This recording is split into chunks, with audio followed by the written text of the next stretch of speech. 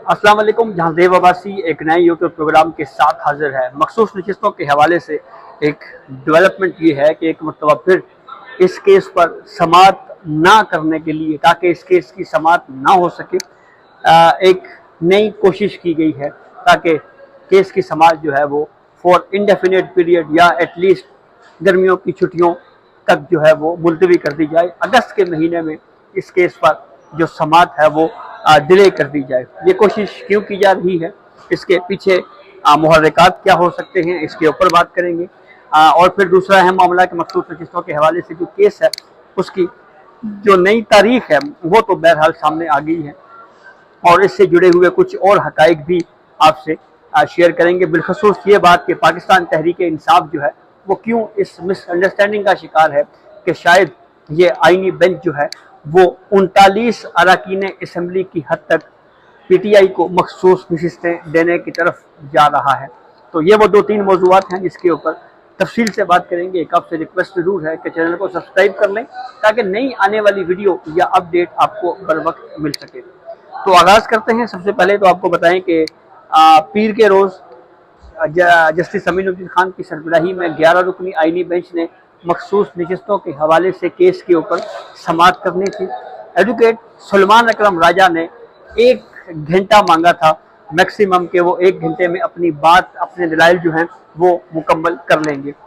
लेकिन फिर एक अफसोसनाक वाक़या ये पेश आया कि जस्टिस जमाल मंदोखेल साहब की जो वालिदा हैं वो उनका इंतकाल हो गया। तो उसकी वजह से केस की समाअत जो है वो केस डिलीट कर दिया गया, और अब नया जो जजेस रोस्टर है वो जारी हुआ है, और इसमें 26 जून को सुबह 9:30 बजे इस केस को समाअत के लिए मुकर्रर किया गया है।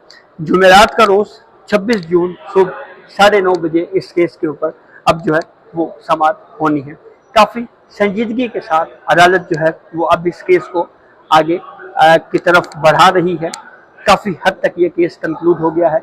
सुन्नी इत्तेहाद कौंसिल के वकील फैसल सिद्दीकी जो हैं वो आर्ग्यूमेंट्स, उन्होंने काफ़ी डिटेल में आर्ग्यूमेंट्स किए, और ये तनकीद भी हुई कि जिस अंदाज में उन्होंने अदालत का वक्त ज़ाया किया, ये नहीं करना चाहिए था। एक एक मिनट जो है वो कोर्ट का कीमती होता है। ये पब्लिक एक्सचेकर के ऊपर जो है वो अदालतें चलती हैं, तो टाइम ज़ाया नहीं होना चाहिए। बहरहाल कर्टिसी में शायद अदालत ने एक तवील टाइम के साथ सुन्नी इत्तेहाद कौंसिल के वकील फैसल सिद्दीकी साहब को सुना।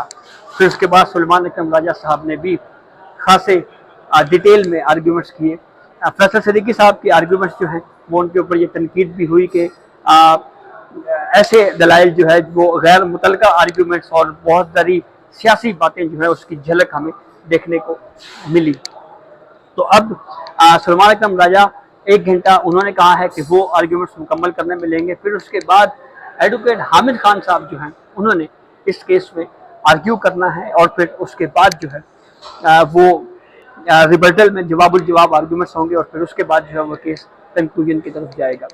अब माजी में चलते हैं कि ये केस कब कब डिले किया गया, मंसूबा कब कब डिले करने का बनाया गया। 12 जुलाई को जब शॉर्ट ऑर्डर आया तो उसके बाद एक रिव्यू आया मुस्लिम लीग नून की तरफ से।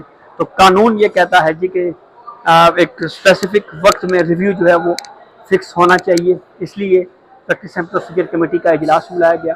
उस वक्त के चीफ जस्टिस काजी फैजी साहब, जस्टिस मंसूर अली शाह और जस्टिस मुनीब अख्तर, 3 रुकनी कमेटी थी जिसके सामने ये मामला डिस्कशन में आया, और फिर उसके बाद तय ये हुआ कि बाय मेजॉरिटी के जो रिव्यू है ये गर्मियों की छुट्टियों के बाद जो है वो समाअत के लिए मुकर्रर किया जाएगा। इस पे डाइसेंट राय थी साबिक चीफ जस्टिस काजी फाइज ईसा साहब की, लेकिन मेजॉरिटी से बहरहाल ये फैसला हुआ। फिर उसके बाद बीच में 26वीं तरमीम के मामले को लेकर कुछ क्लैरिफिकेशन आना शुरू हुई। ये तासुर दिया गया कि शायद जो है वो 26वीं आईनी तरमीम को रोकने की अटैम्प्ट्स जो है वो जुडिशरी की तरफ से की जा रही हैं। तो इस पूरे सिनेरियो में, इस पूरे इन तमाम वाक़यात में जो ये सिलसिला आगे चलता रहा, रिव्यू बहरहाल जो है वो समाअत के लिए मुकर्रर ना हो सका। काफ़ी ताख़ीर हुई रिव्यू को समाअत के लिए मुकर्रर करने में। साबिक चीफ जस्टिस काजी फाजी साहब रिटायर्ड हुए, Yahya Afridi chief justice of Pakistan बने, आइनी बेंचेस में जजेस की नामजदगियों का प्रोसेस हुआ और फिर उसके बाद जो है वो रिव्यू जो है वो समाअत के लिए मुकर्रर हुआ। एक चीज़ एडवोकेट हामिद खान साहब की तरफ से बारहा जो है वो कोर्ट के सामने भी इस बात का इजहार किया गया कि पहले तो इस रिव्यू को हेयरिंग के लिए फिक्स ही नहीं किया जाता था, लेकिन अब इतनी जल्दबाजी का मुजाहरा क्यों किया जा रहा है, इस केस को समाअत के लिए मुलतवी किया जाए। पहले जैसे ये कहा गया कि पीर तक केस की समाअत मुलतवी की जाए, तो उससे भी ये तासुर जो है वो मिला कि शायद केस को एडजर्न करने के लिए, केस की समाअत में डिले करने के लिए, उसमें ताख़ीर करने के लिए जो है ये कोशिशें की जा रही हैं। अब उसी नौइयत की एक और कोशिश जो है वो सामने ये आई है कि केस की समाअत अगस्त के महीने तक मुलतवी करने की एक और दरख्वास्त सुप्रीम कोर्ट में जमा करवा दी गई है, और यह दरख्वास्त जो है वो सीनियर वकील एडवोकेट हामिद खान साहब की तरफ से सुप्रीम कोर्ट में मखसूस नशिस्तों के केस में जमा करवाई गई है।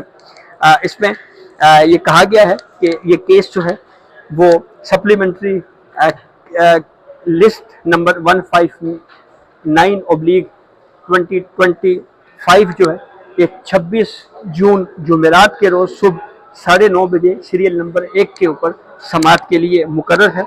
लेकिन एडवोकेट हामिद खान जो सीनियर वकील हैं, जिनका इनरोल नंबर 246 है, जो कि रिस्पोंडेंट्स के वकील हैं, उनकी तरफ से एक जर्नल एडजर्नमेंट ऑब्टेन की गई है। एक अमूमी इल्तवा जो है वो मांगा गया है कि 23 जून 2025 से लेकर 5 अगस्त 2025 तक जो है वो एडवोकेट हामिद खान साहब दस्तयाब नहीं हैं, और जर्नल एडजर्नमेंट अमूमी इल्तवा के ऊपर हैं, छुट्टियों के ऊपर हैं। इसलिए ये अदालत को इन्फॉर्म करते हुए ये इस्तदा की जाती है कि ये केस जो है वो इंसाफ के असूलों को मद्देनज़र रखते हुए in the interest of justice जो है वो इस केस की समाअत जो है वो मुलतवी की जाए, क्योंकि जर्नल एडजर्नमेंट के ऊपर हैं एडवोकेट हामिद खान साहब 23 जून से लेकर 5 अगस्त 2025 तक। तो ये वो मामला है जो मैंने आगाज में ही आपको बताया कि इस मामले के ऊपर ये पहले भी ये कोशिशें की जाती रही थी कि ये केस जो है ये ताख़ीर का शिकार हो, ये कंक्लूड ना हो सके, और ये डिले टैक्टिक्स का एक और हम नज़ीर जो है वाज़े तौर के ऊपर ये एक इस केस को जो है वो डिले करने के लिए अब ये नई दरख्वास्त जो है वो फाइल की गई है। अब इस दरख्वास्त को अदालत किस तरह से एड्रेस करती है, क्या एडवोकेट हामिद खान की जगह पे कोई और वकील इस केस में आर्ग्यू कर पाएंगे, क्या उनका मौक़िफ़ लिया जाएगा? बज़ाहिर तो ये लग रहा है कि अदालत जो है वो पहले ही इस बात को तो शायद अंडरस्टैंड कर रही है कि जिस तरह से इस केस में जो है वो आर्ग्यूमेंट्स किए जा रहे हैं, ये डिले टैक्टिक्स का बज़ाहिर तासुर जैसे मैंने आपको बताया कि पहले से ही मौजूद था। तो अब ऐसी सूरत हाल में एक और एडजर्नमेंट की एप्लीकेशन जब एडवोकेट हामिद खान साहब को ओपन कोर्ट में ये बात बताई गई थी कि ये केस जो है वो हम समाअत के लिए जो है वो पीर के रोज़ रखेंगे।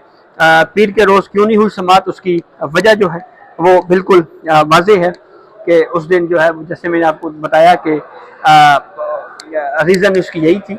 लेकिन जब एग्जैक्ट पीर के रोज़ ही जो है वो एडवोकेट हामिद खान साहब की तरफ से ये दरख्वास्त देना कि इस केस को जो है वो एडजर्न कर दिया जाए, एग्जैक्ट उसी दिन जिस दिन उन्होंने आर्ग्यूमेंट करना था, उनको ये इल्म था इस बात का। तो अब इस सूरत हाल में जनरल एडजर्नमेंट को सुप्रीम कोर्ट अगर खारिज करते हुए अदालती कार्रवाई आगे बढ़ाएगी, या किसी और वकील को ये कह दिया जाएगा कि वो आर्ग्यूमेंट्स करें, ये बहरहाल जो है वो अब जुमेरात को जब ओपन कोर्ट में प्रोसीडिंग होगी तो वहीं पे जो है ये सारी सूरत हाल जो है वो हमें देखने को मिलेगी। 5 अगस्त 2025 तक जनरल एडजर्नमेंट की वजह से इस केस को मुलतवी करने की इस्तदाद जो है वो एडवोकेट हामिद खान साहब की तरफ से जो है वो सुप्रीम कोर्ट से की गई है। मामला हमें ये बिल्कुल वाज़ेह तौर पर नज़र आ रहा है क्या डिले टैक्टिक्स और उसकी वजूहात, क्या बिहाइंड द सीन की कोशिशें, कुछ स्टेप्स क्या किया जा रहा है जिसकी वजह से इस मकसद है कि इस केस को डिले किया जाए। पहले जुडिशरी की तरफ से जैसे मैंने आपको बताया कि इस केस का फैसला, तफसीली फैसला जो है उसकी अजरा में ताख़ीर की गई, پھر اس کے بعد کیس فکس ہونے میں، ریویو فکس ہونے میں تاخیر ہوئی، کمپلیٹ جسٹس کے نام کے طور پہ جس طرح بیونڈ دی اسکوپ عدالت گئی، اس کے اوپر خاصی تنقید ہوئی۔ 3 دن کا آئین نے وقت دیا تھا، 15 دن کو گھڑی کو ریورس کر کے وہ الفاظ جو آئین کا حصہ ہی نہیں تھے وہ آئین میں شامل کیے گئے، یہ تنقید بھی ہوئی۔